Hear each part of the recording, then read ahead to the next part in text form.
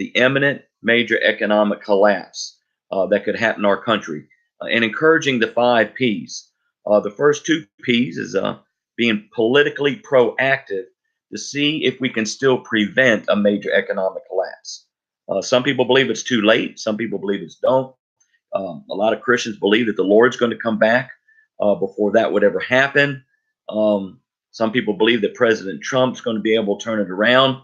My concern with that, as I've mentioned in almost every one of my recent videos, is that he has no control over the Federal Reserve, which is an unconstitutional entity. A bunch of bankers, and they could devalue the dollar at any time. And so President Trump may be sincere in what he's trying to do, and he is helping some in the job market, but it's not going to be enough. The national debt has still increased well over $1 trillion since he's been in office, maybe getting close to $2 trillion since that happened. But what I want to focus on today is, do we believe that the government, the federal government, and even the state governments, as they do or don't cooperate with the federal government, would do the right thing when it comes to if there was a major economic collapse and letting us retain our constitutional freedoms? Or do we believe, as some think, is that they would have a mandatory evacuation into already prepared and makeshift FEMA centers?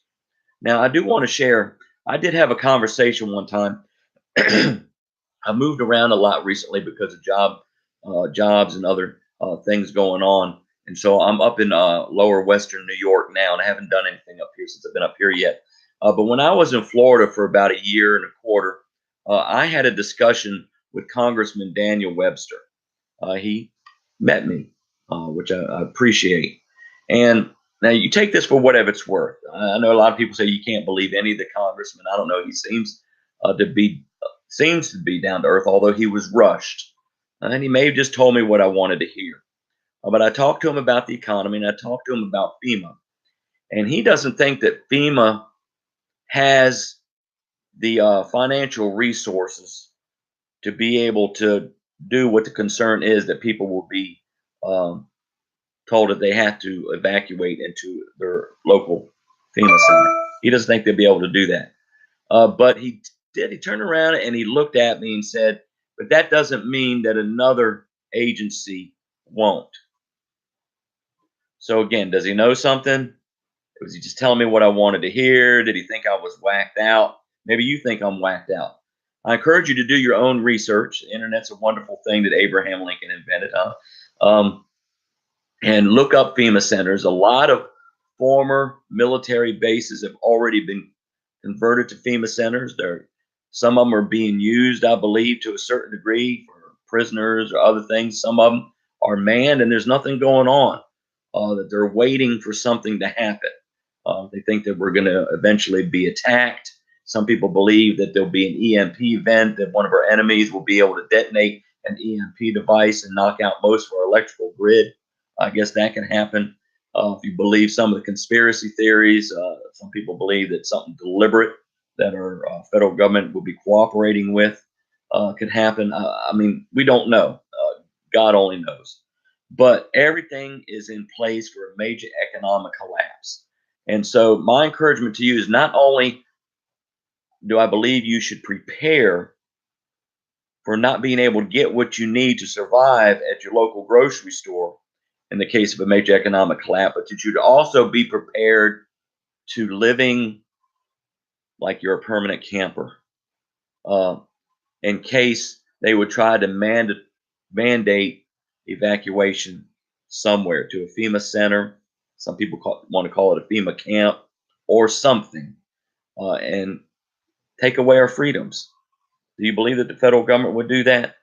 I don't want them to do that. I'd like to hope that they would not do that and would do the right thing. Just because there are some people that don't prepare or don't think or don't do the right thing, when we think about hurricanes, Hurricane Katrina, New Orleans in 2005, they mandated evacuation to the centers. It's unconstitutional, and you're going to make people do something because a few people don't use their heads as they should. It's still not right. So anyway, be thinking about that. A lot of they have what's called bug out bags and kits and so forth in case you have to get out of your house and get out of Dodge before they would find you and make you stay somewhere. And so that's what this Take 5 video is about. Anyway, I hope that you're stocking up on water, long shelf life foods, short shelf life foods.